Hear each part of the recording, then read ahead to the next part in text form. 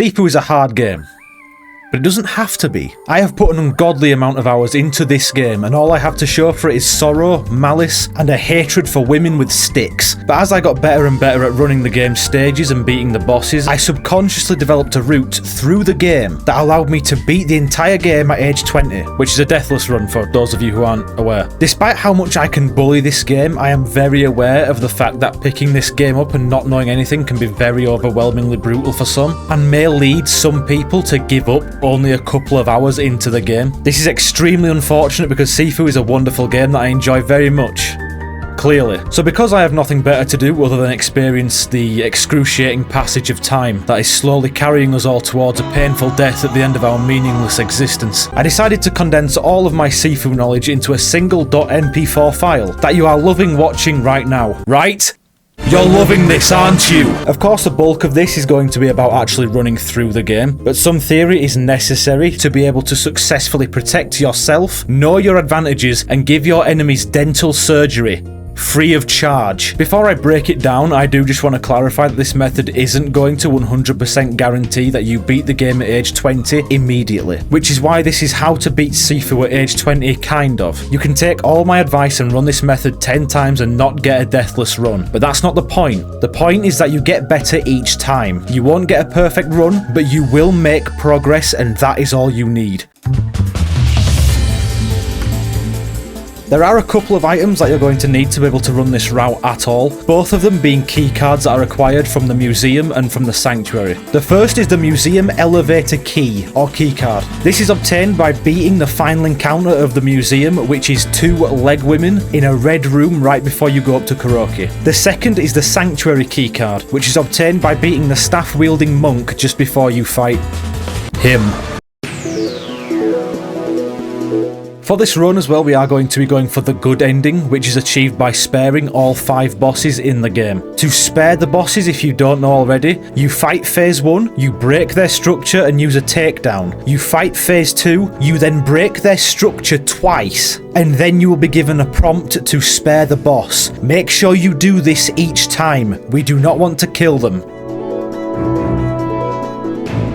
Both dodging and parrying will be needed to successfully rinse this game, using this method anyway. The use of both is necessary to become a certified menace, but I am going to go over them briefly just so you know the benefits and drawbacks of using each one. Dodging regains structure and is the main method of regaining structure other than leaving combat. This is extremely useful for not being pushed to the ground, flattened and murdered. Dodging, from what I can tell from gameplay anyway, at least how it feels, dodging has a larger timing window, meaning that it is more generous and you do not need to time it as specifically as when you are parrying an enemy.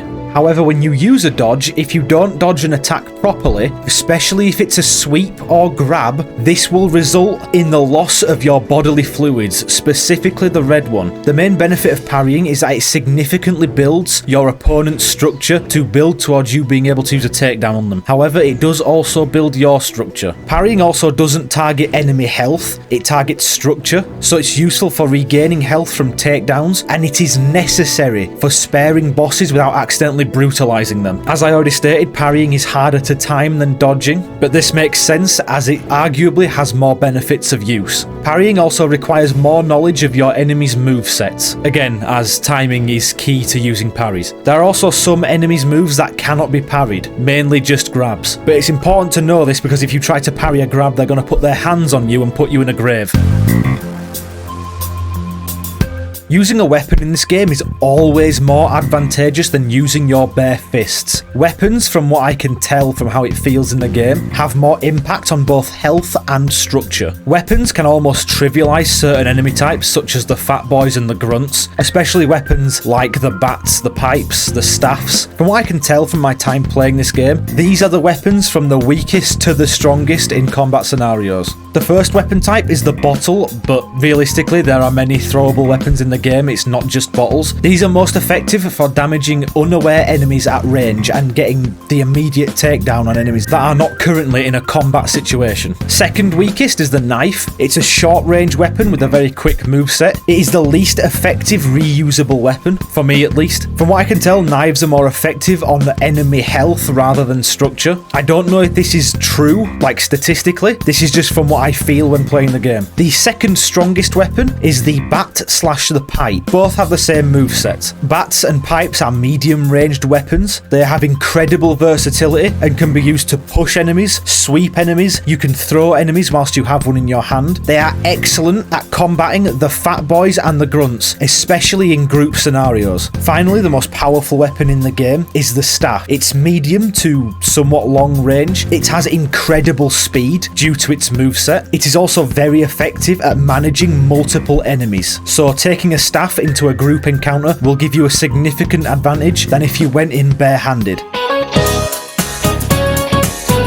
When actually running the game, the most notable method of upgrading yourself is shrine abilities. Different shrine abilities complement different playstyles. There are shrine abilities that improve your fundamental mechanics, such as parrying, dodging, structure, health on takedowns, and there are also shrine abilities that target weapon effectiveness, increase the use of focus. Out of all the shrine abilities, these are the ones that I find to be the most effective for my playstyle. Do bear in mind, if you are using this as a guide, you do not need to take the same shrine abilities that I do for this run to be applicable to you. Just ignore this section if you don't use the same playstyle that I do. The shrine abilities that I take are the ones that target and improve structure build-up, parry effectiveness, and health regen. Arguably the most fundamental aspects of combat in the game. The ability that I prioritize the most is parry impact, which increases the effectiveness of your parries on enemy structure. This will allow you to break structure quicker and take enemies down faster. This is extremely useful again in group scenarios. My second most important shrine ability is structure regain on dodge. This ability increases structure regain when avoiding attacks, which allows you to maintain lower structure easier. This almost acts as an opposite to the previous ability, as this helps us with our structure and the first helps us with their structure. The third and fourth shrine abilities I take, I view them as equal in value, but the third and fourth abilities are increasing structure reserve and increasing health gained on takedowns. These two mainly target survivability, and the reason I take them so late on into the game is because that is when survivability becomes an issue. Because of the excess in enemy types and group scenarios when you get into the museum and further, these two shrine abilities help a lot with not being ganged up on too easily.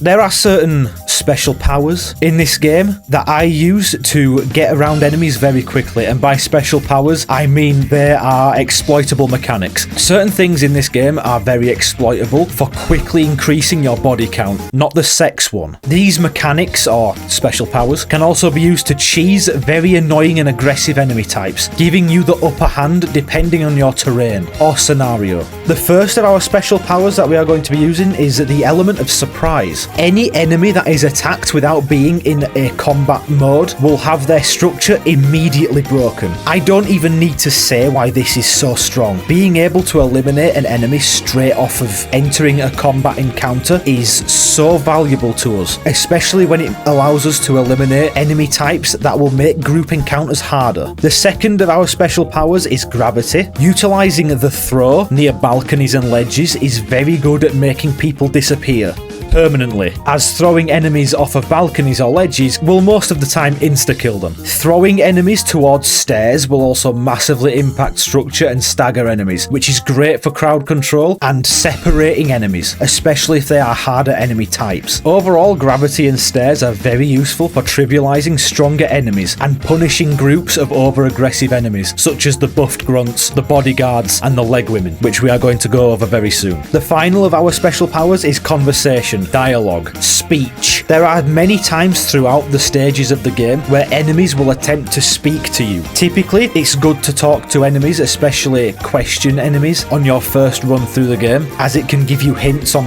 side areas and side rooms where you can acquire items, but that's not important for when we're beating the game. We are not going to talk to enemies through this run. We are interested in violence. Peace is not an option. Attacking an enemy mid-conversation will often instantly break their structure. If not, it will stagger them briefly as if they have just been parried and leave them in a vulnerable state. There are multiple instances where enemies can be immediately eliminated by interrupting their dialogue and stealing their weapon, or throwing them off of a balcony, or bricking them to death. It doesn't matter. We don't want to talk. We want to kill. Knowing your enemy's moveset and being aware of what's coming is probably about 80% of what is needed to make it through this game at a young age or deathless. Different enemies have different aggression levels and different requirements to be staggered, therefore each require their own approach. Our first enemy and the most basic enemy of the game is the Grunt. They are easily the easiest to fight, which is why they appear in such large groups, sometimes of maybe 10. They are very easily parried and very easily dodged. Their moves are slow and easy to recognise. Their moveset is comprised mainly of easily parried punches. There are some combos that Grunts will use where they may use a high kick, but if you parry the first move of a Grunt's combo, you will always interrupt their combo and be able to take them out. And whilst they are easy, Grunts are dangerous in groups if they are not managed well. Parry all moves.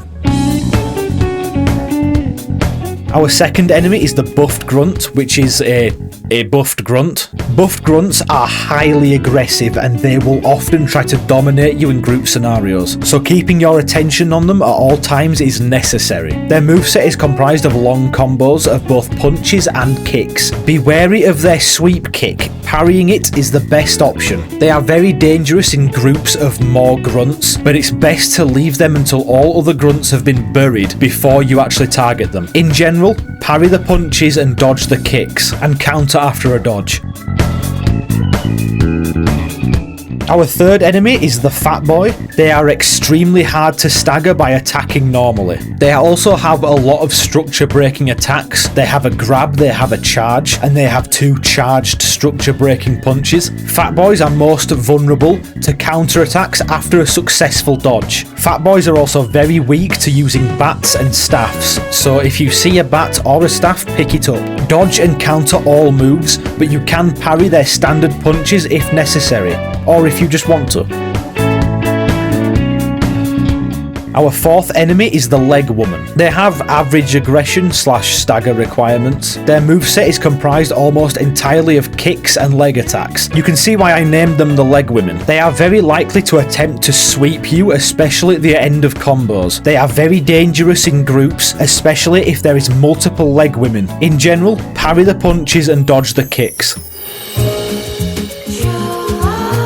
The fifth enemy you will be introduced to is the Monk. Again, average aggression, but these are moderately hard to stagger as they are a tankier enemy. Their moveset is slow but hard hitting with a couple of quick combos. They can sweep kick you, but it's not very likely if you deal with them quickly. They will also attempt to sweep kick you if they parry you and counter. Monks can be dangerous if there is 2 or more of them, and if you don't manage them well. In general, parry all of their moves, but dodge any aerial kicks, or sweep kicks of course.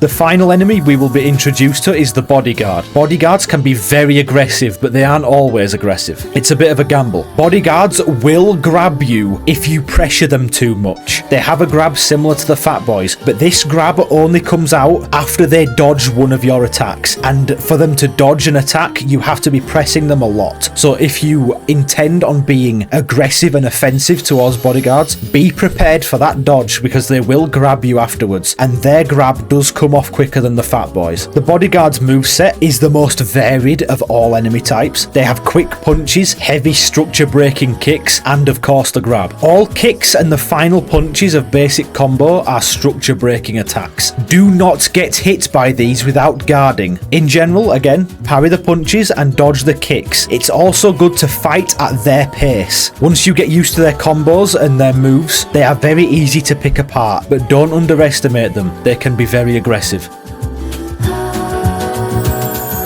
It's also worth noting that enemies with weapons should be considered differently. All enemies with weapons are by default more dangerous than bare-handed enemies. The same applies to us, but again, the same applies to them. The only enemies that can use weapons, however, are grunts and monks, including buffed grunts. The best thing to do with enemies with weapons is to take their weapons off them as soon as possible. You can do this by pushing them or sweeping them. This will cause an enemy to automatically drop their weapon, which we can then pick it up and use it on them. Using focus moves such as the eye poke and the strong sweep can also help in staggering an enemy to put them in a position where you can take their weapon from them. And with that, there are no more preparations needed. We are finally ready to become China's biggest menace right after the CCP. And by we, I mean...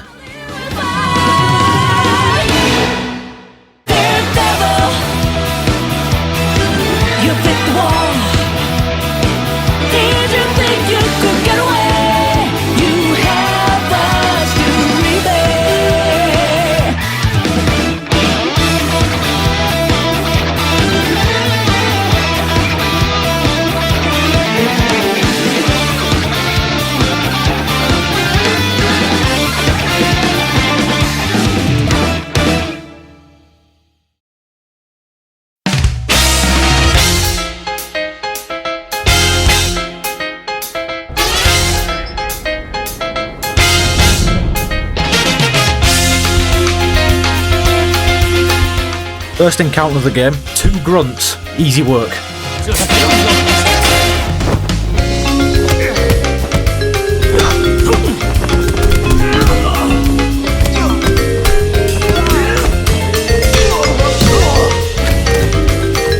Up here, 5 grunts from this room all the way up to the top. Use the bottles and break their faces.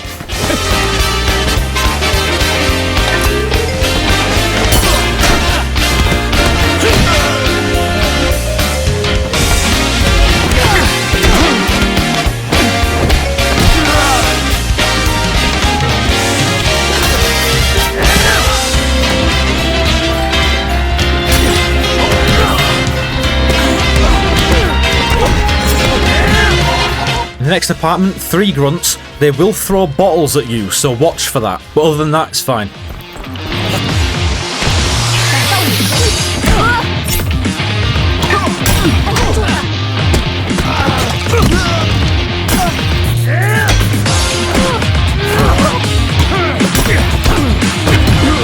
Before you go into the corridor, take a bottle. There's a lot of grunts in here. 2 of them have iron pipes. Take those from them, or they might kill you.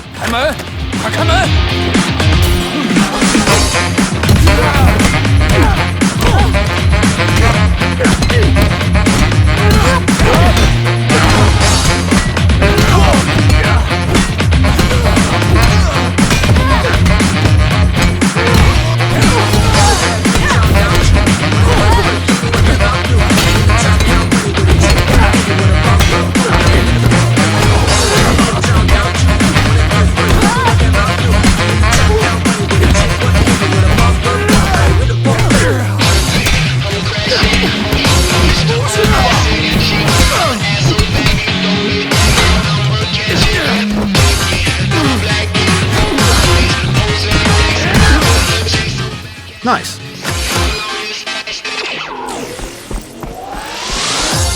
Next, in this corridor, there's going to be a door on the left. We're going there first. 2 grunts, that's it.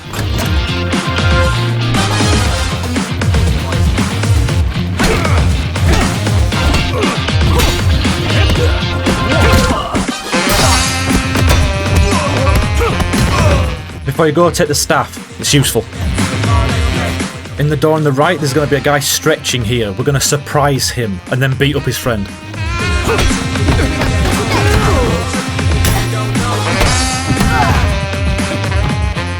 In this courtyard, I think there's 4 grunts. One of them will probably buff, so watch for that. It's usually the guy without the shirt and the tattoos or the woman. Beat them all to death.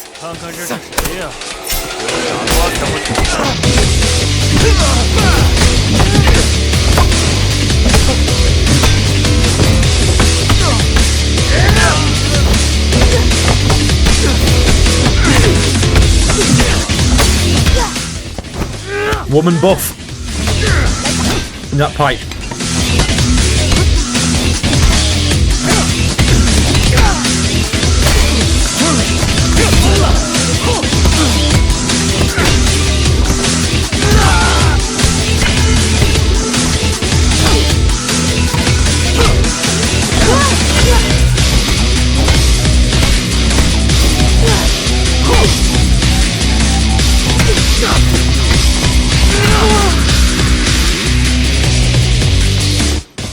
In here, first shrine. If you can afford it, take the parry impact, but you probably won't be able to. So just take the structure regain. Through here, there's 3 grunts. Throw them off the building.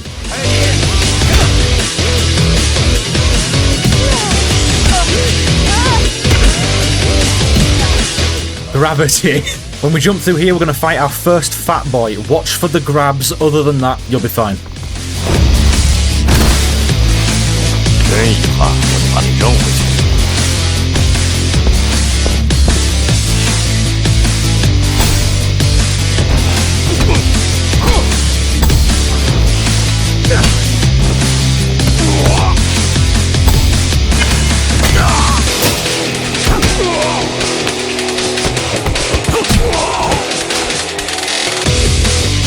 When we drop down this elevator, we're going to walk out and take a door straight on the right. We're going to sprint in and slap a man. That'll surprise him and give you some health back if you need it. Kill him either way, there's no point leaving him alive.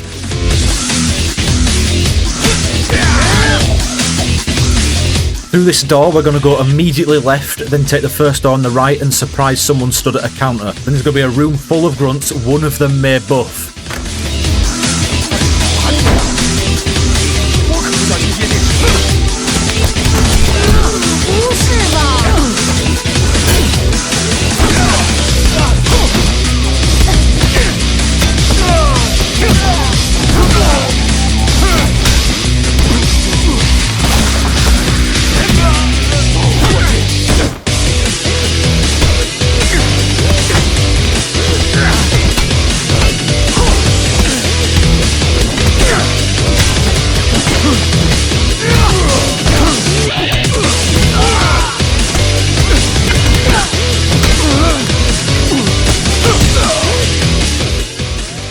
Before we leave, we're going to take a fresh pipe. We're going to need it for the next room.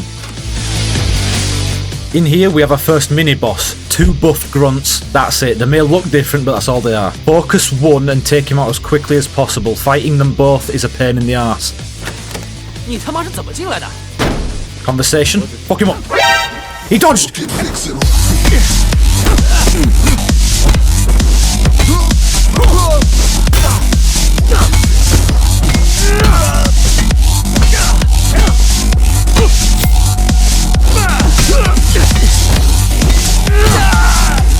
Second shrine.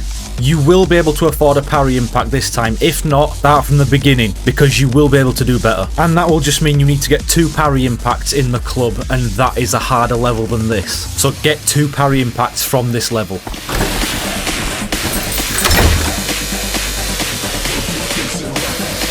As soon as we go through this door, we're going to sprint straight ahead, down some stairs, surprise someone on the stairs, go further down the stairs, surprise someone stood in an office, then take a left then a right into the main room, and surprise someone who's making drugs. Get the 3 surprises because this room is packed with grunts and 1 will buff.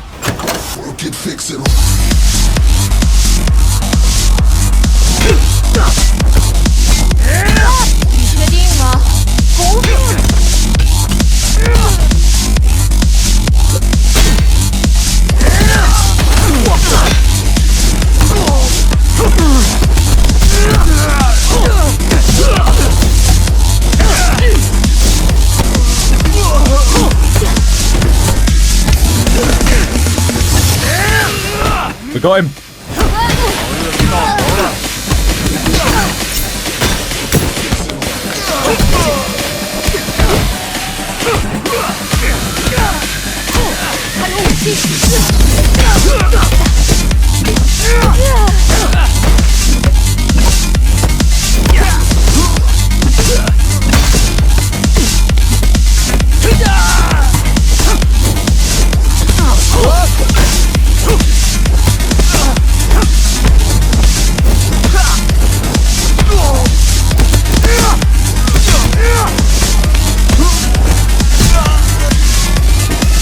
Before you move on, take a pipe. It's useful. Behind this door, there's going to be a fat guy stood straight ahead of you and 2 grunts either side. He will try and talk to you. This is his mistake. We're going to kick a bag at him, which will completely allow us to take him down, and then just deal with the 2 grunts either side. 老大说谁都不许过去。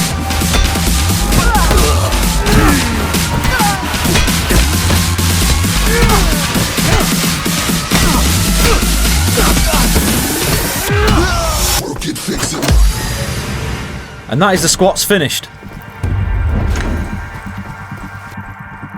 Final shrine, take a parry impact. And now we just have the boss.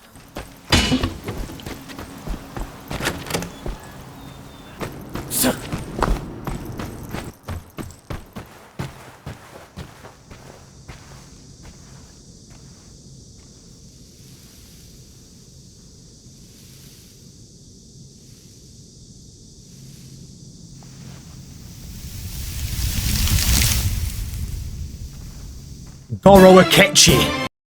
Of course, when you get here, it won't be Goro Akechi, it'll be the first boss, Fajar. The general strategy that we're going to use for the bosses throughout this entire game pretty much stays the same. Majority of the bosses in the game have movesets that consist of multiple combos and a couple unique moves which usually involve their weapon. In order to break their structure a total of 3 times to spare them and get the good ending, as well as conserve our own structure and not die horribly, the main way we will be dealing with bosses is to parry their moves in their combos, with exception to the final move which will be dodged and then countered. The more unique moves such as sweeps and unconventional attacks will be dealt with depending on the attack itself and the risk that we can take, which is more important with later bosses since some of them do significant damage. Despite being the first boss of the game, Fajar can be a very tricky boss and is in the middle ground of difficulty for the bosses of the whole game. Some of his attacks are telegraphed very slightly and come off very quickly, even by late game standards, so don't underestimate him and think that he's going to be easy. His first phase mainly attacks in patterns of 3, starting with 2 quick kicks followed by a high kick. Parry the first 2 and dodge the third. The third kick can be one of 2. One is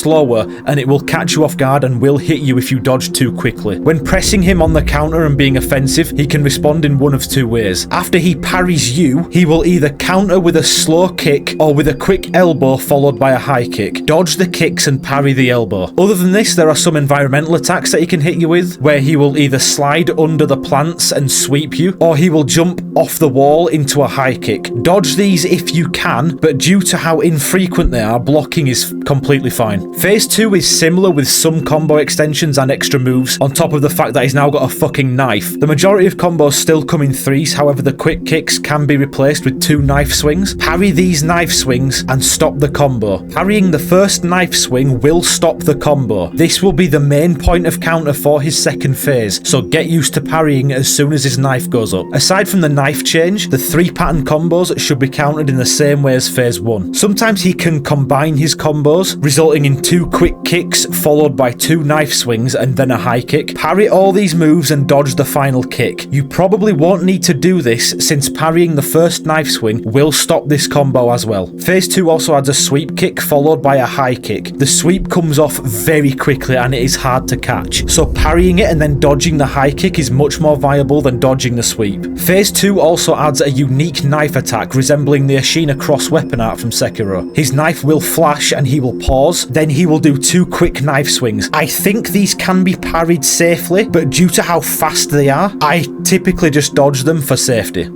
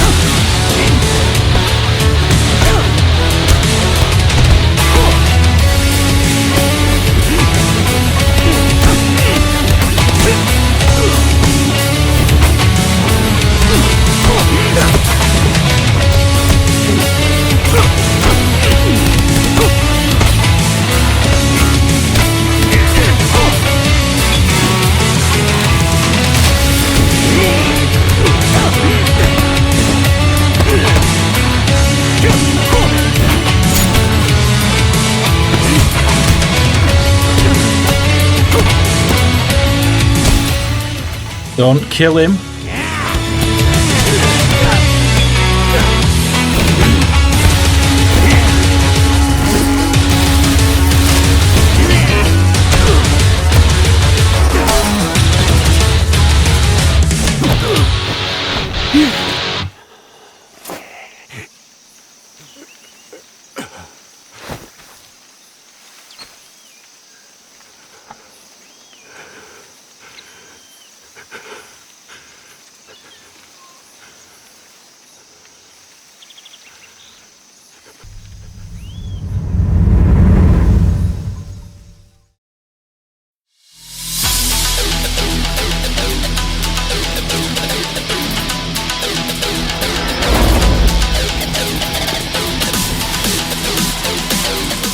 Two guys here on the left will not attack you, they are completely innocent.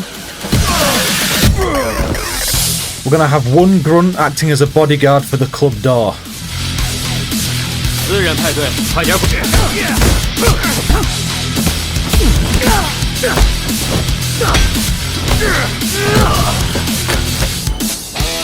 Down here we're going to have 3 grunts, 1 over the counter, 2 on the left. We're going to take the 1 on the counter first, run to our left and pick up a bat.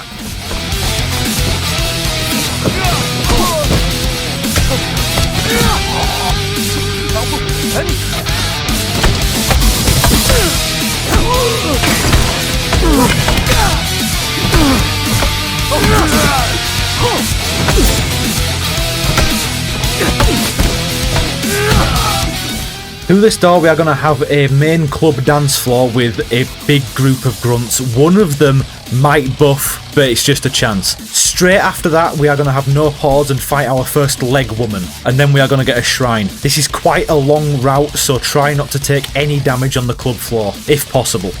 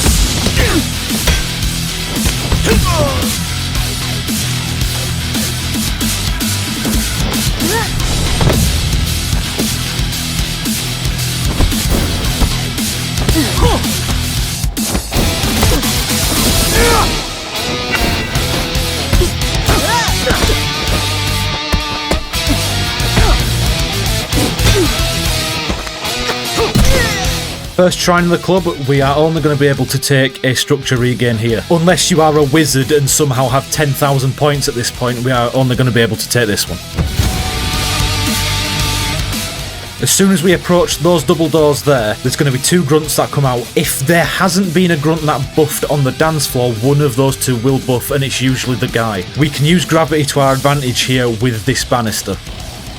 And we have a bottle. 怎么乱成这？还有武器。不是吧？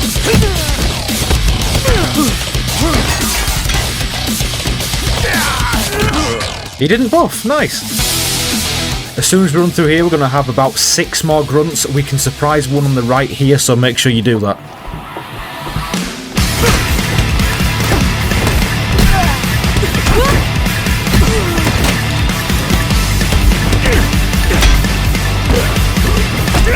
There he is.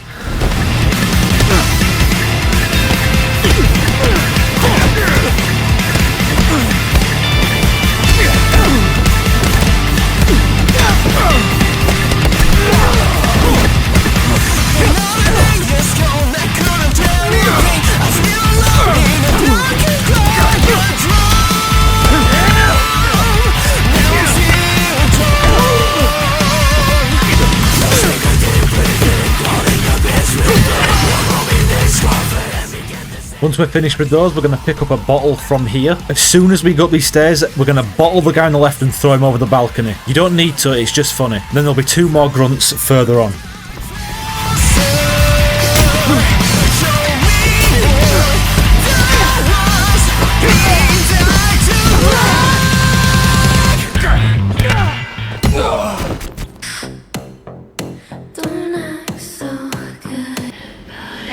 I don't know why they're watching this.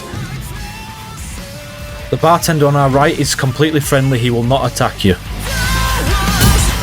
4 grunts here, we can surprise the one on the right and throw him off the balcony. Again, it's just funny.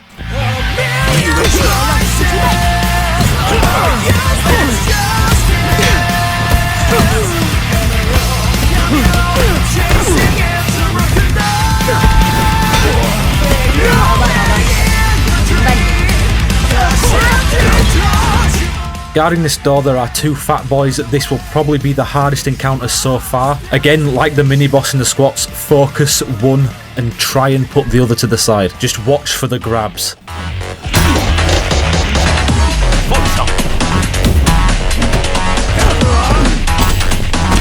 Shit!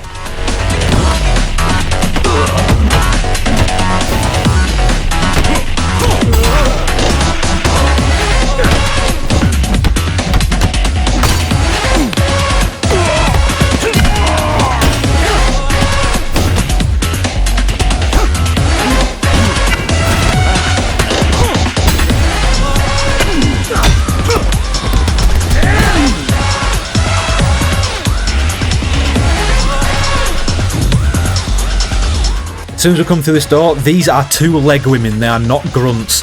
If we don't take one out perfectly first, they're probably going to be able to kill us. So we're going to grab a bottle from the left, hit them with it, dive over the counter and take them out immediately. There is then a bat on your left that you can use to get the upper hand on the other one.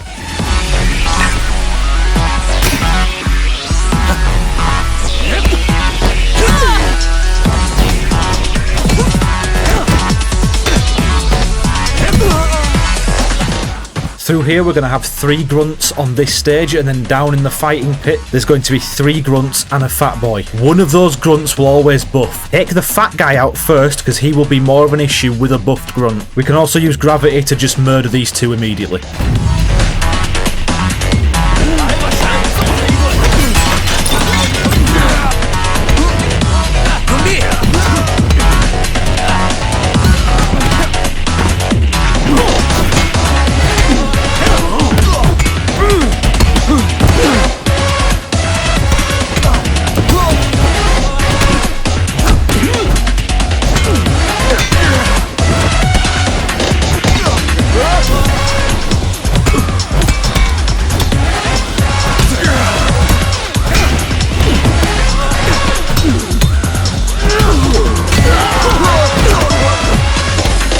He's gonna buff.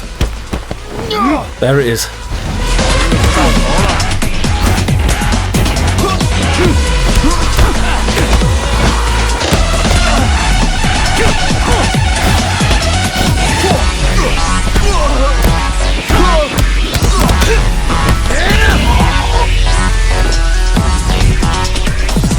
Through here we're going to have our first monk. Once you know their moves, it's a very easy fight. Just don't let them sweep you or they will probably knee you to death.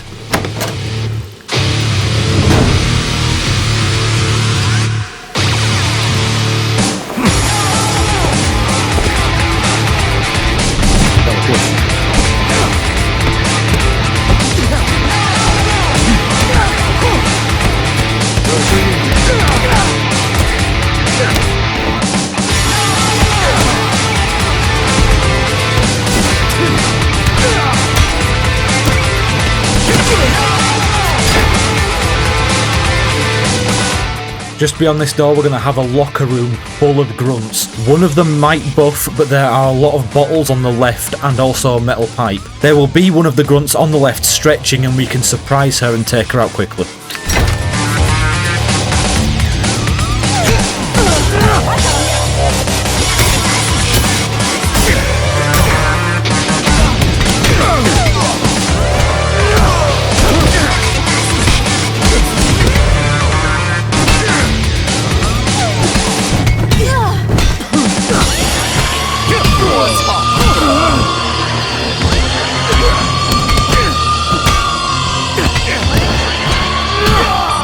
Second shrine, we're going to take our last parry impact. It may be your second depending on how you performed in the squats, but by the end of this stage we will have both of these skills maxed out.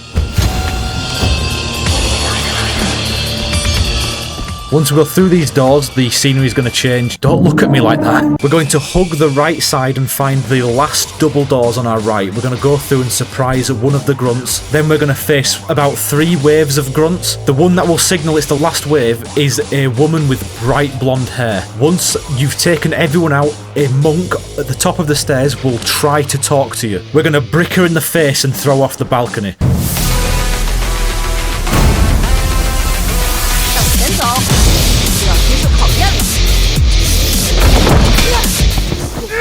We've got a buff!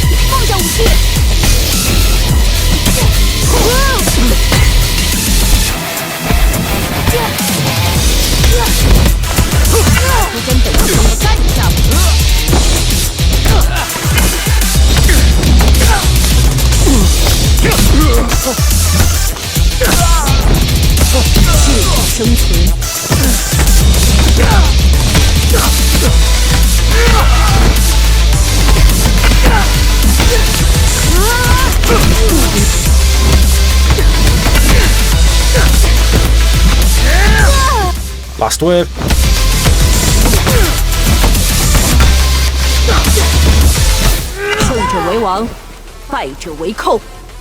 There's your brick. 在见到肖恩之前，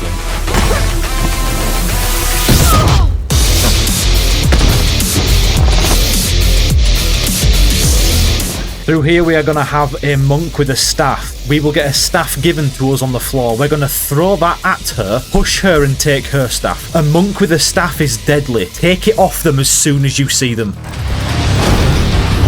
拿起你的武器。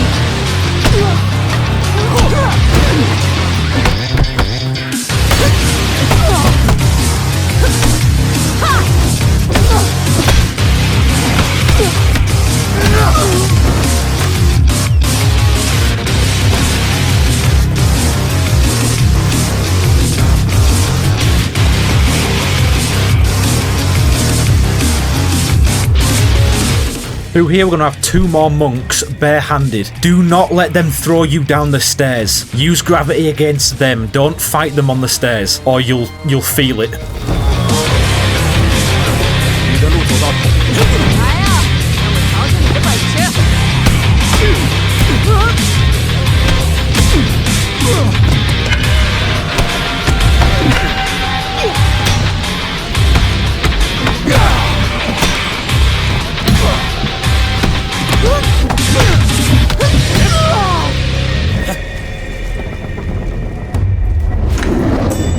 Through here we have our final shrine. Make sure you have both of those score skills unlocked by now, because they are going to help us a lot if you are using the same shrine buffs that I am. If not, don't worry about it.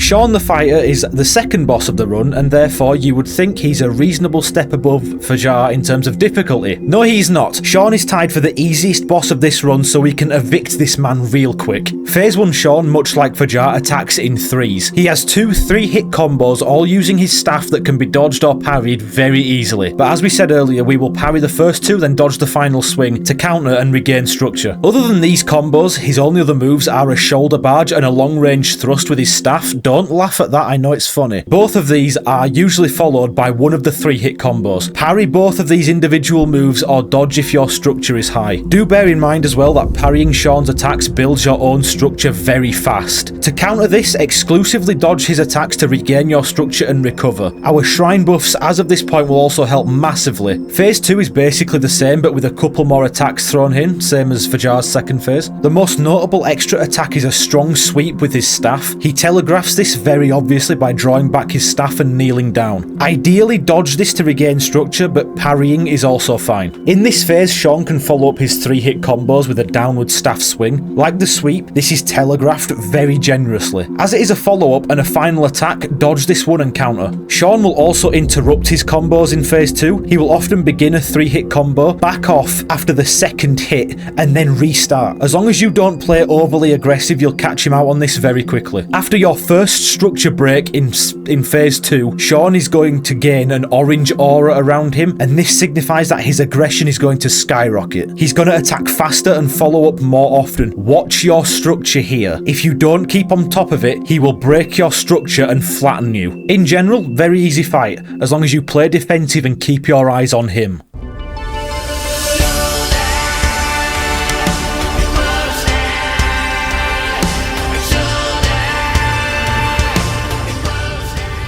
Sifu, 我的胳膊是你的。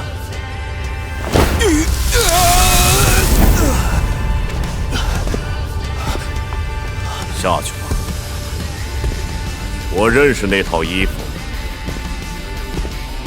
对我来说，它代表着一家弱者的武馆。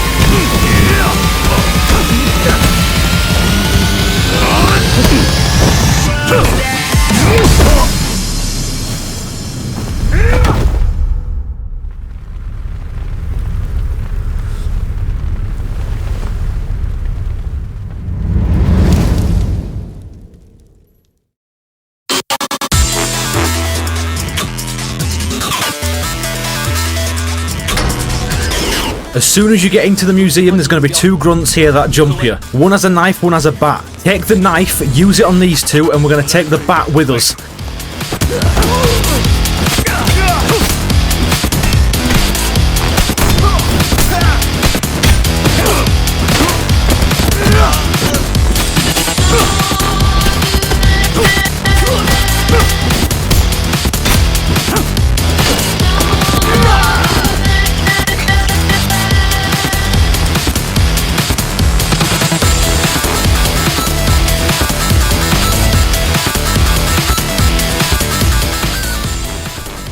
As soon as we turn this corner, there's going to be a fat guy opposite us. Straight on our right, we're going to be ambushed by another guy with a bat. Instead, we're going to surprise him and then throw our bats at the fat boy.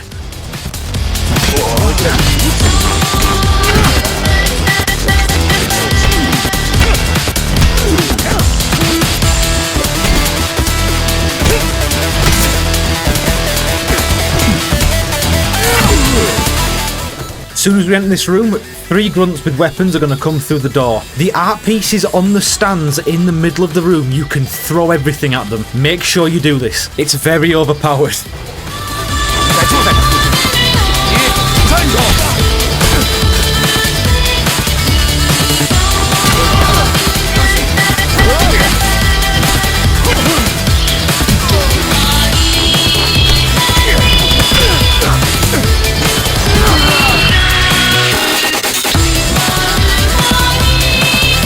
Through this door, there's 2 more grunts here, one with a knife, one with a bat.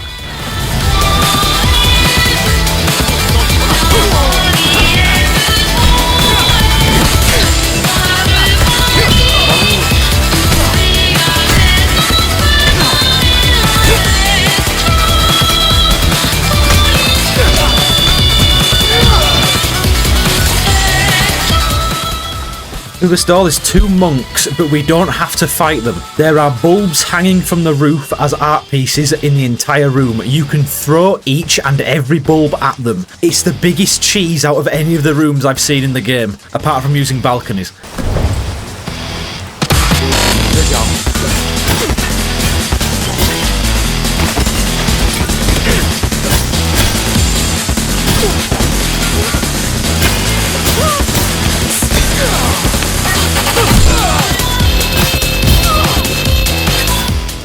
Through this door, we're going to get a room of grunts, all with weapons, and 1 may buff. It's a good chance.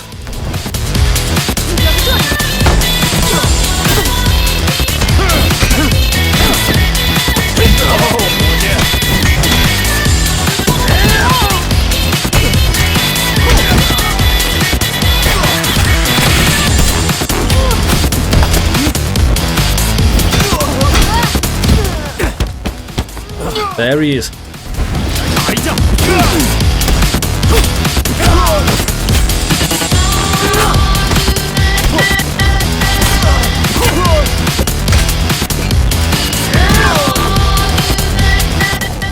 Around this corner hidden here, we're going to have our first shrine. Even though at the beginning I said these 2 perks are pretty equal in terms of value, for my setup at least, I tend to take health gained on takedowns here because we do have a lot more enemies and you can benefit a lot from health takedowns. On these stairs we have about 4 grunts with weapons. We can use the stairs against them.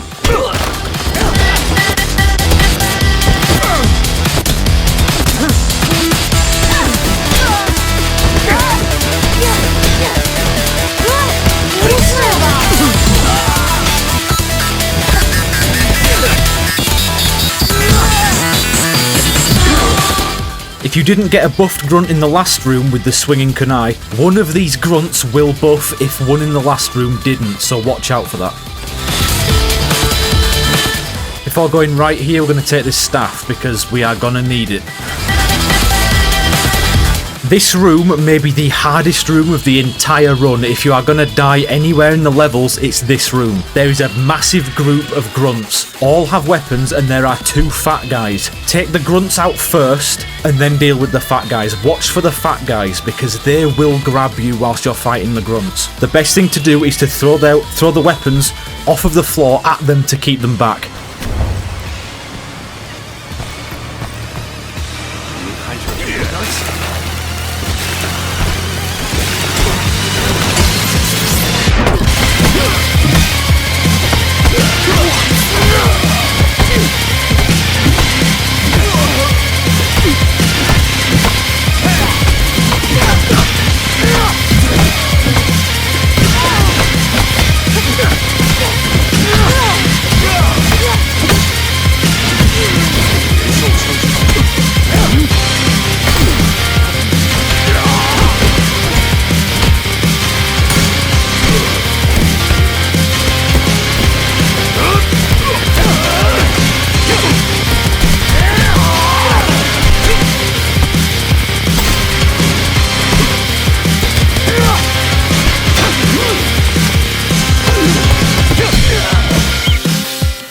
By this room standards, that was a really clean run, but don't expect to get that kind of run each time you come through here. Through this door, we're going to have our final enemy of the entire level and our first bodyguard. 停止这毫无意义的复仇。黑幕早就放弃了这种暴力和杀戮的生活，现在回头还来得及。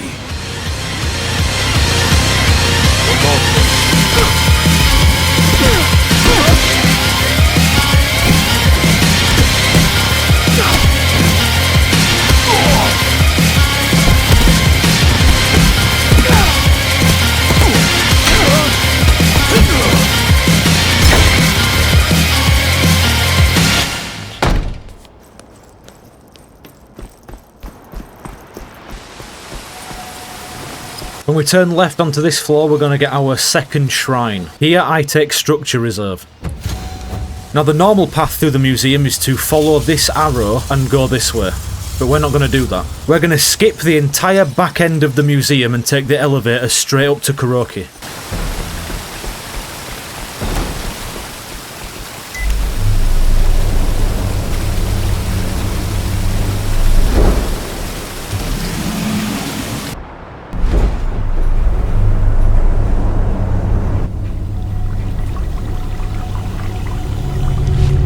After skipping straight to Kuroki, we're going to get our third shrine here. So even though you do skip the back end of the level, you do not miss out on a shrine, which is why that elevator skip is so important to getting a clean run.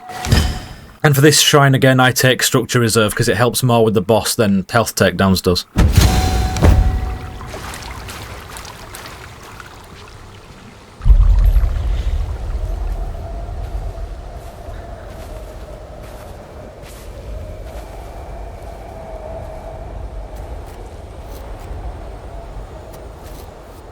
Our third boss, the artist Kuroki, is the true challenge of the bulk of this run, aside from him. But even then, Kuroki is going to be your biggest hurdle when beating this game because of her first phase. In phase 1, Kuroki uses a weapon that is completely unique to her. Only one of 2 unique weapons in the game. The weapon she uses and the moveset that comes with it is the biggest factor of why she's a pain in the arse. A thorn in our side. A shit in my sink, if you will. The weapon she uses is a 3-segment staff with blades on each end. I don't know what it's called. It's the weapon that Toji uses to run that fish's shit in. Whatever it is, it's a problem because it's so hard to read. Kuroki's combos are often fast, long-winded, multi-hit combos that have hitboxes that are extremely hard to identify. The best way I have found to identify the individual hits is to react based on her body language rather than the movement of her weapon. Even then, she will still catch you out. Despite her shitty combos, we're still going to stick to the strategy of parrying all hits and then dodging the final hit. This is going to be harder with her than with previous bosses, as one of Kuroki's combo chains ends with a quick sweep, but you can see this coming by the stance she takes briefly where she holds a loose segment of her staff in her left hand. Other than this, all the final hits can be dodged normally. Another move to watch out for in her first phase is for her backwards dodge, which includes a swing of her weapon. It's not an extremely common move, she doesn't do it very often, so blocking, parrying or dodging are all completely viable until you get the timing down. Unlike our previous bosses, Kuroki's second phase is completely different from her first. She's the only boss in the game like this. In her second phase, she loses her Fushiguro fuckstick in favour of 2 kunai, as well as kunai that she can throw. This phase is much easier than her first and probably is a little below the average of difficulty for bosses in the game. So once you get past that bastard of a first phase, you're in the clear, as long as you beat this one. Kuroki's second phase consists of attacks that can be categorised into 3 types: close range, long range and closing rushes. She will use all of these types of attacks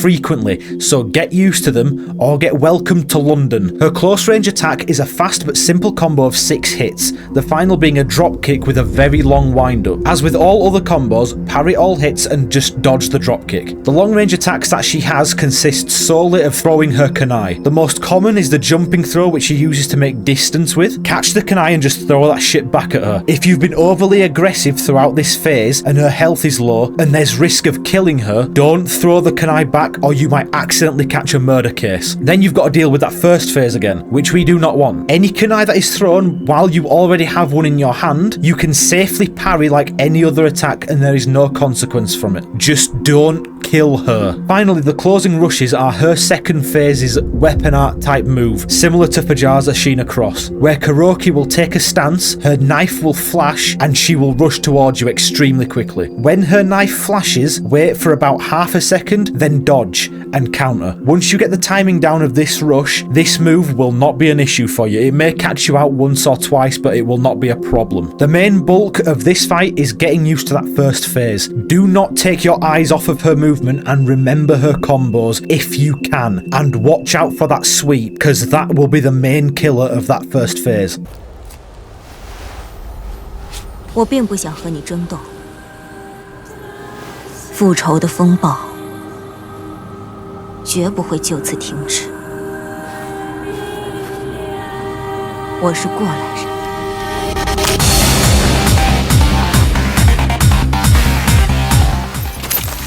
现在要么自己走，要么我赶你走。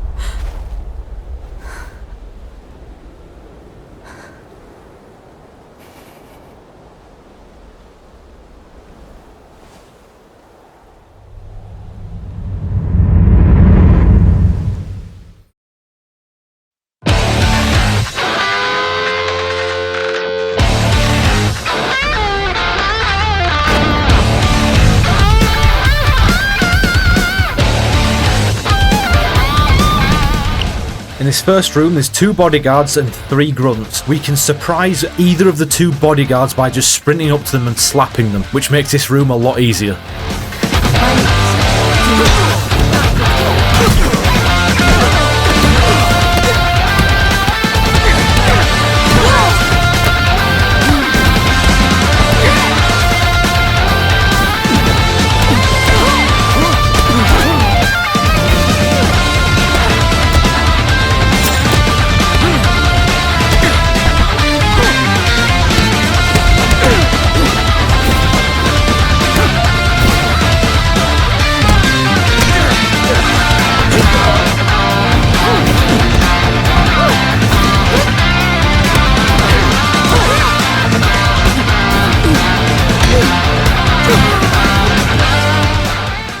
When we come out of this elevator at the top, Jinfeng is going to be sat behind her desk and she's going to talk to us. We do not care. Mash R2 to skip this part, and then we will fight 1 bodyguard and 2 grunts.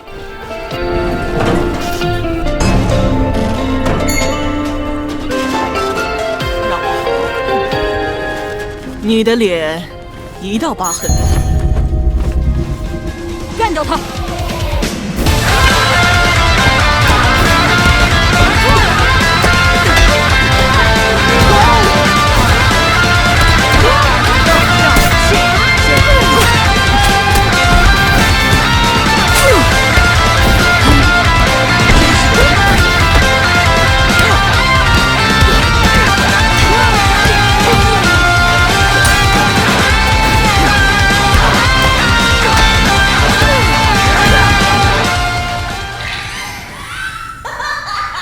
What the fuck is that? Help me, stepchat. I'm stuck. I'm stuck. Jinfeng, a freak, you know.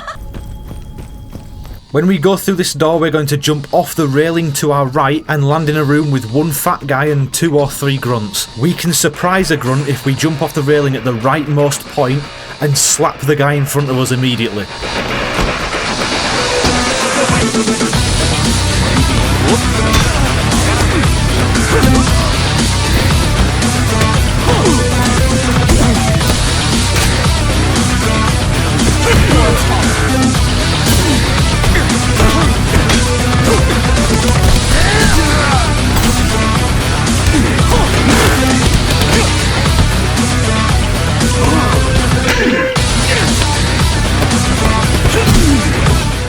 Before you move on, take a bottle.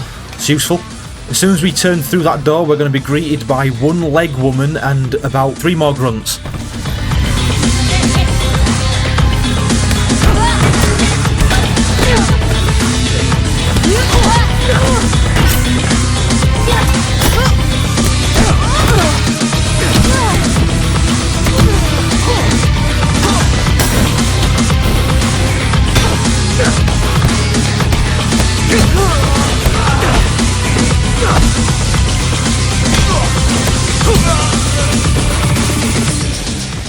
Next, we go down the elevator on the left. When we get to the next room, it is tied for the hardest room in the game with the one in the museum. There are a lot of grunts, 2 of them use the buffed grunt moveset, and they have knives. The best way to go about this room cleanly is to just fight them the best you can near the balcony and throw them off when you can.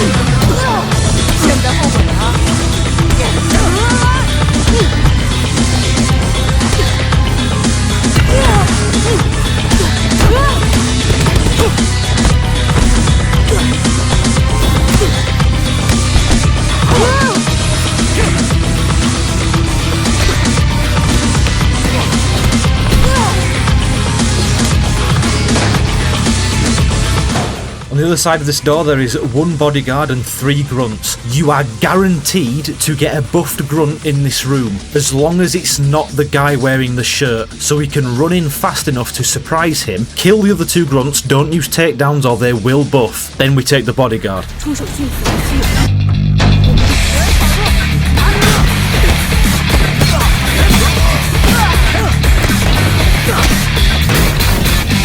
只有 原来你也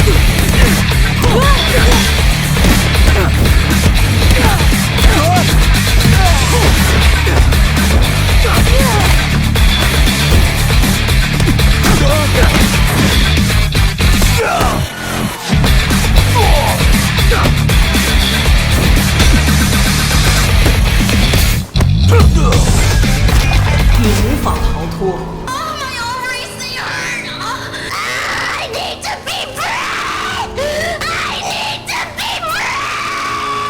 They're all freaks! 也许是楼梯。 At the end of this corridor we get our first shrine. Best option here is the health on takedowns. Before we go into the elevator on our left, we're going to take the staff here. This is going to help us deal with what's on the elevator. When you jump over to the elevator after opening these doors, you're going to fight a fat guy who is a mini-boss. He's the hardest fat boy in the game. This staff helps a lot with him. His moves aren't different to the stronger fat guys you've fought before this, but the tight space can make it difficult to fight him. After the elevator drops, 2 grunts are going to jump on top of the elevator. One of them may buff, but we can counter this by throwing them off the elevator and, 出来面对你的审判吧！第7小队，他在电梯井里。别闹闹，我来处理。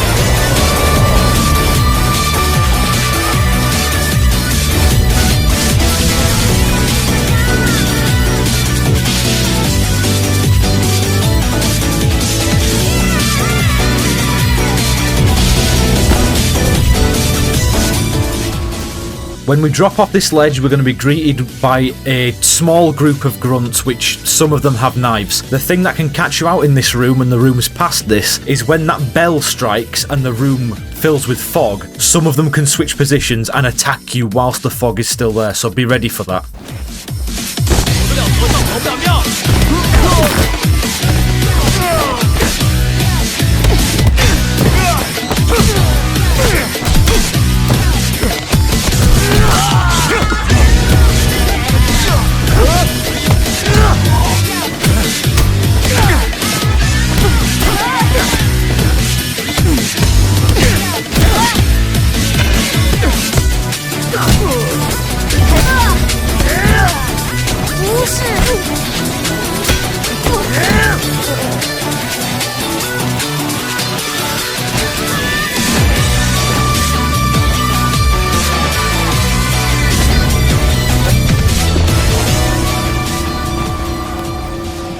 When we drop down here, we are going to be attacked by her. She is a leg woman mini-boss, much like the fat boy who we fought on the elevator. Again, not much different, a lot of health, may catch you out. She's going to start talking once we get down there. Mash R2 like you did in Jinfeng's office to get up to her quickly and surprise her.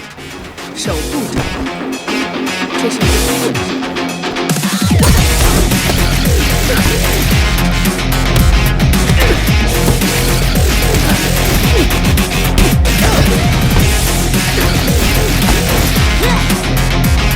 Let's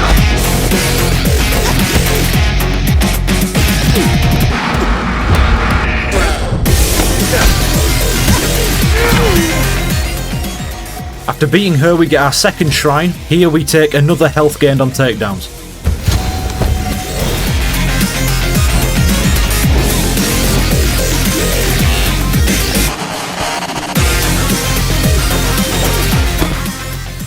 When we drop down here, we're going to face another difficult room. This room is only difficult because if you go through the enemies too fast, you're going to be at a bigger disadvantage. To start off with, the first wave will have 3 normal grunts. For each grunt you kill, a new enemy is going to be added to the group. These new enemies consist of a grunt with a knife that will buff, a bodyguard and a leg woman. Fighting those 3 all together is very difficult. So kill one normal grunt, then kill the enemy that gets added in its place, and proceed like that until you get a safe run.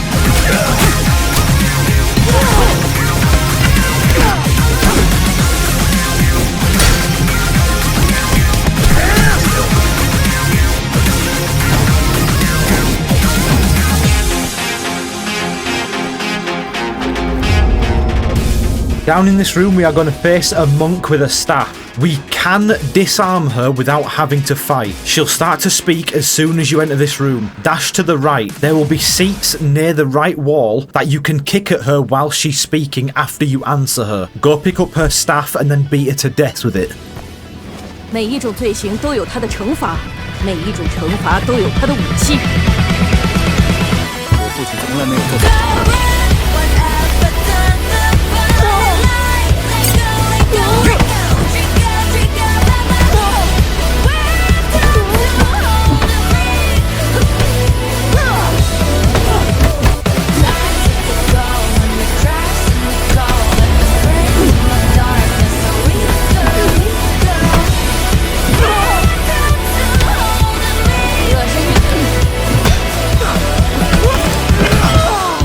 After we leave this room, we'll continue on and a couple of grunts will jump onto the path or fall onto the path. These are going to be the final enemies you encounter. They are just normal grunts. If you take a staff, you're not going to die. Unless you really fuck it up.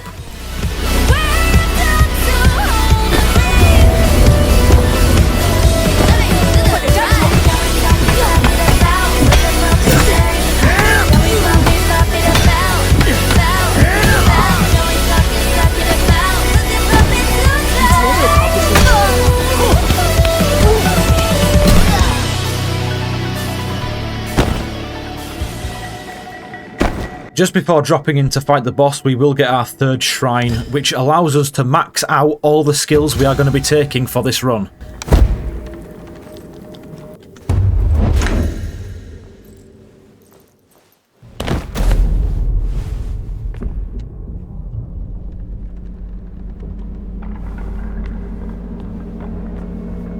"丧钟为谁而鸣？你想要报仇？ 恢复曾经的一切，但那种痛苦是为了什么？ Jinfeng, the CEO, is the 4th boss that we will face in this run, which would make you think that she's going to be a tough challenge, since she is the boss of arguably the toughest level in the game, right? Wrong, motherfucker, keep up. Jinfeng possesses the ability to attack at range with a unique weapon, fast and complex attacks, and we're gonna parry her to death and she can't do anything about it. Jinfeng is by far the most exploitable boss in this game. The standard fat boys are harder to beat than her. As soon as you drop into the boss room, maintain a large distance from her and wait for her to attack you. Each attack will yet again be a combo of 3. 2 standard hits with her weapon followed by a sweep. Parry the first 2 hits and dodge the sweep. We are going to do this until her structure breaks completely. That's the entire first phase. If you don't want to just sit at range and parry the combo constantly, once you get used to her combos, you do have enough time in between combos to run up to her and slap with just a sprinting light attack, because why not? Phase 2 is where Jinfeng completely changes. She demonstrates her legendary prowess as a fighter that lets her bully her by doing the exact same fucking thing. It's genuinely comedic how weak she is. However, there is one development with her moveset to make note of. One of her combos will now begin with a ranged grab that can be identified by the orange visual cue or the audio cue, just like any other grab. That's it. That's the entire fight. This boss is an embarrassment in terms of difficulty. 你的，我的。甚至还有羊的，我们帮助大众，乐善好施，你想一并抹去吗？丧钟为你而鸣，意味守护者的传承。现在接受你的审判。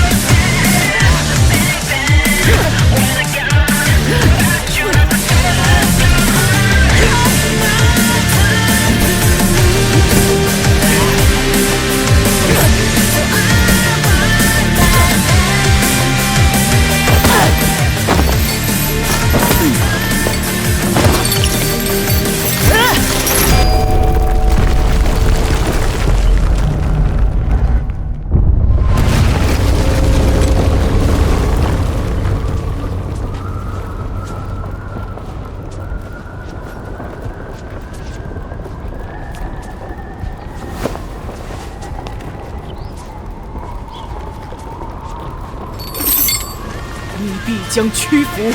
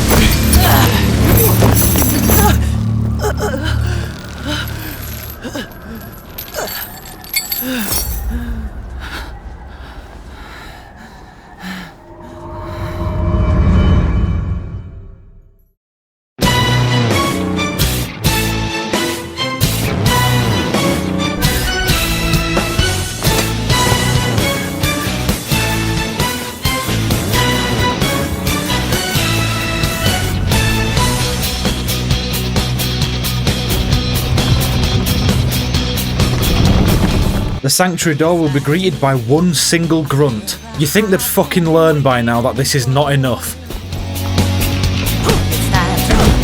Bring an end to equation of who we will.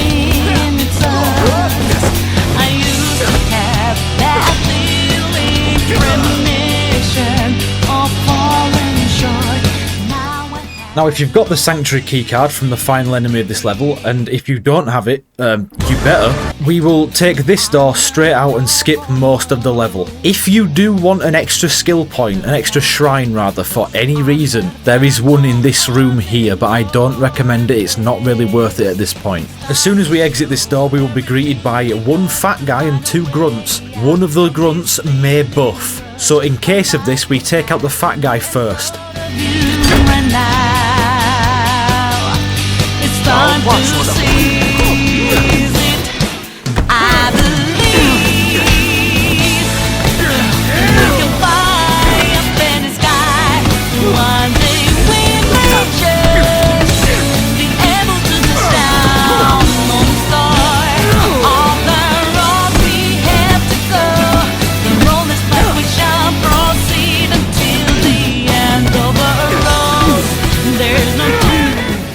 Did not take my own advice at all. This next encounter may be one of the worst in the game, simply because the two enemies you are coming up against are not good to fight together, because their AI clashes. They will both attack you at the same time. They're not supposed to do that. To get around this, you pick one of the two enemies, either the leg woman or the bodyguard. Pick the one that you have the least trouble fighting one-on-one. Then you go up the stairs towards those, you throw your weapon, either the bat or this brick, at the other one to disorientate them, then you throw the one you're comfortable with down the stairs, then you can fight them one-on-one.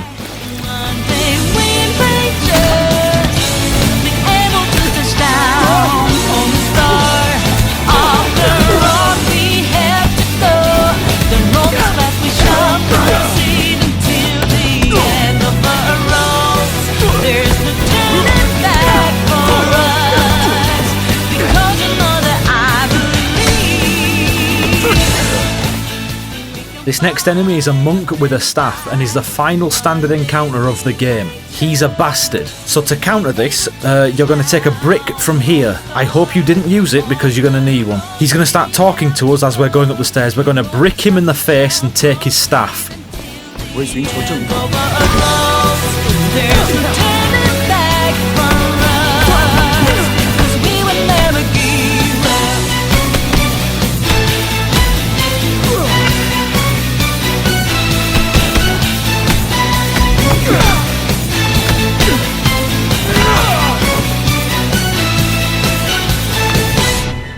If you've spared all the bosses correctly, each mural in this room will light up like these are here. This signifies the 4 bosses that you have spared to get the good ending. In this room we also have a final shrine, which is pointless, but you may as well use it. The reason why I say this is pointless is because the remaining skills we have here target focus or weapon effectiveness, which is not going to matter against the final boss. So pick any random one, it doesn't really matter.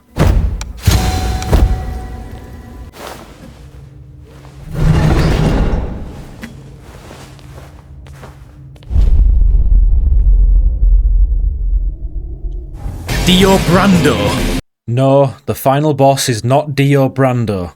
The final hurdle of the Sanctuary and of the entire game is Yang, the Run Ruiner. The single most difficult boss in this game, and honestly one of the hardest bosses I've ever had to learn in any game. For this video specifically, I spent hours in the training arena mastering this fucker, and even then I need a good run to beat him at age 20. Yang's moveset is moulded completely around your own. He has a crotch punch, fast combos, a running sweep, a push. He is essentially an overtuned version of you, or rather, he is what basic enemies see and feel when they fight you, and is a glimpse at what you can become. Do not underestimate this man. He will rumble your rectum like he bought you dinner. If you struggled or felt some resistance against any of the previous bosses, Yang is going to hold you back for a good while, so prepare to go against him many times to get the win at age 20. Despite the unrelenting hands this man has, we're going to generally stick to our same tactic: parry punches, dodge kicks, and dodge when you need to regain structure. We would dodge the final hit of each combo chain, but Yang has so many combos and they are that fast that it's just easier to brute force your way through his combos with parries. Yang is undoubtedly the fastest attacking enemy in the whole game, no competition. His basic combos are as fast as yours, and his slower attacks will half of the time stagger and disorientate you. It is your main priority to not get hit without guarding. As for his specific attacks, Yang will start the majority of his combos with a strong attack that makes you dizzy, followed by many fast punches. The strong attack can be either a 2-hit crotch punch or a slow wind-up high punch. You can determine which is coming by whether he dodges one of your attacks beforehand. If he dodges, it's going to be the 2-hit crotch punch. If it's from a neutral state, it's going to be the slow wind-up. Yang can also start a combo using a high knee to close distance. This comes off very quickly but doesn't make you dizzy. This should be parried, but it may take some time for you to be able to catch it naturally. When it comes to his combos themselves, he can hit you with about 5 different combos, but you can identify what's coming by his movements. If he dodges to your left, he's going to hit you with a burst of quick punches. Mash L1 and parry all of them. If he dodges to your right, he's going to use a sprinting light attack, the same that we were using to slap Jinfeng earlier. This can be parried and it will interrupt that combo, so parry it and then go on the offensive. If he dodges away from you, be prepared for him to use a running sweep, although it is not guaranteed that he will do this. Dodge over his sweep and counter and go on the offensive. The other major thing to look out for is his response to your offensive actions. When going on the offense, if he doesn't dodge into the 2-hit crotch punch, he will parry you and hit you with one of 2 counters. The most dangerous of his counters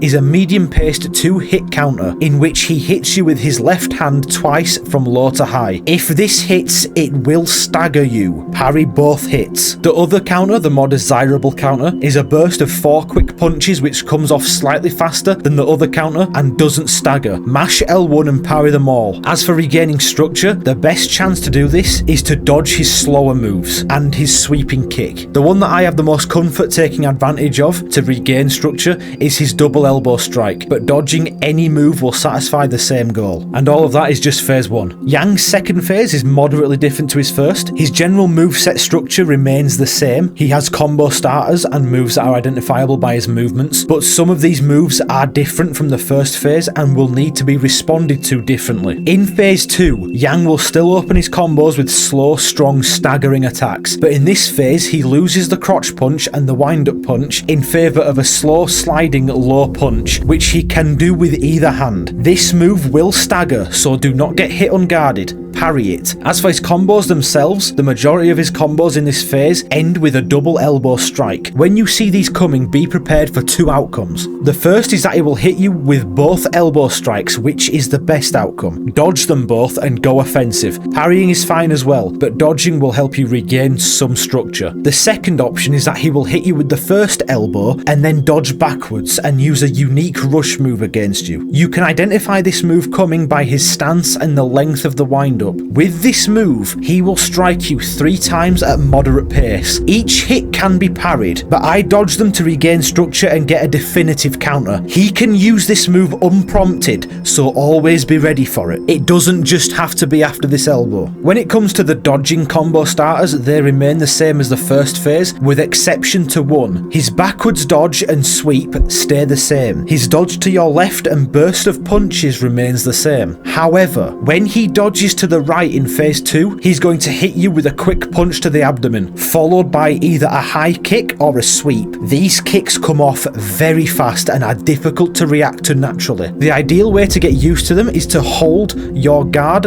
after the punch and react with your left stick when you see his leg go up or him go down for the sweep. If this proves to catch you out often, parrying the kicks is also fine, but it may break your structure if you don't time it perfectly. His counters after parrying also remain the same, with the slower staggering punches and the burst of quick punches, so expect no different than the first phase after being parried by him. Yang also has an environmental kick in phase 2, which he will use if you let him get near a wall, but keeping to the centre of the arena will basically prevent him from doing this at all, but still be ready for it. Do not expect to beat Yang at age 20 the first, second or even third time you fight him. Even with all the advice I can give you, knowledge and theory will only take you so far against Yang. The Sanctuary is by far the shortest stage in the game, and Yang is the sole reason for this. He is just that strong, but as long as you keep your eyes on him, be ready for anything he can do, and keep the pressure on him, you will knock this motherfucker's lights out just like the rest. You can do it. 训练的时光已一去不复返。我们是一家人，至少我曾是这么认为的。然而，在我最黑暗的日子里，你父亲暴露了他的真面目。他从不关心我们，他把我赶了出去，他抛弃了我。告诉我，为救深爱之人于水火，换做你会怎么做？难道你不会跨越红线？难道你不想逆天改命？难道你不敢挑战死亡？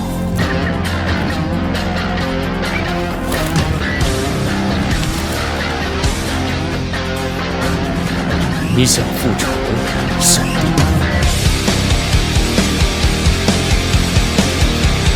让我瞧瞧。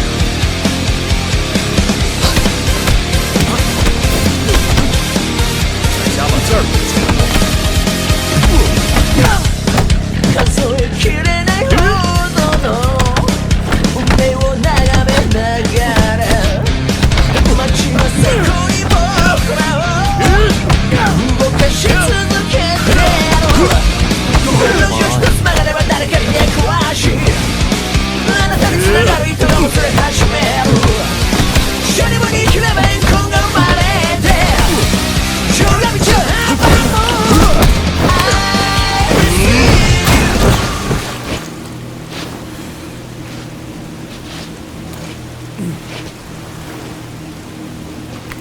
到头来，你还是我所认识的那个孩子，弱小无助，如同我杀你父亲那晚一样。你能站在我面前全仰仗这个吊坠？倘若我把它从你手中夺走，你会再次害怕死亡吗？听起来你才像是那个害怕的人。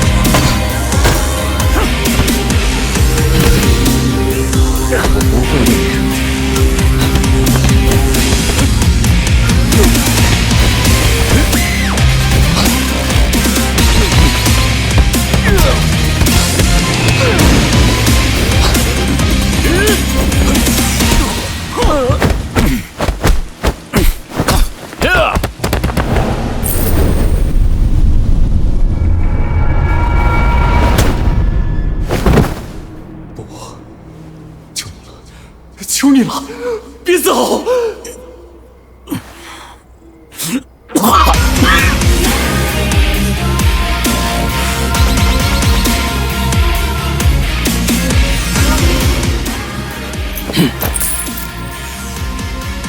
师傅的血脉以你之死断绝于此。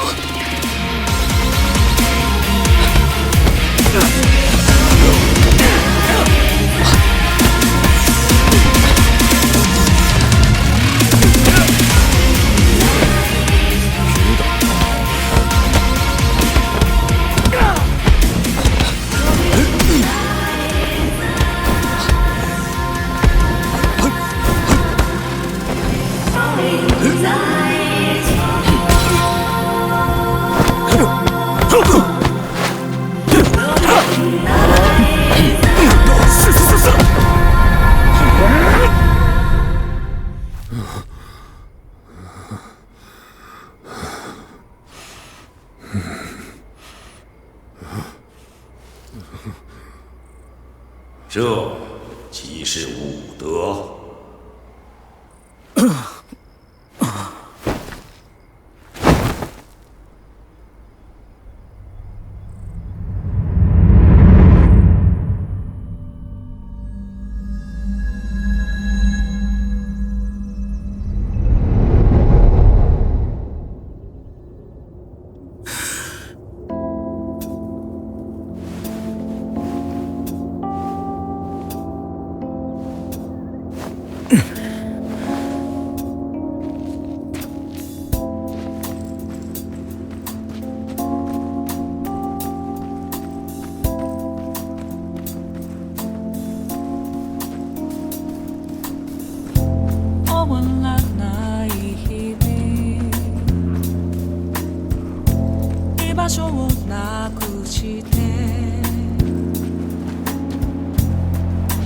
僕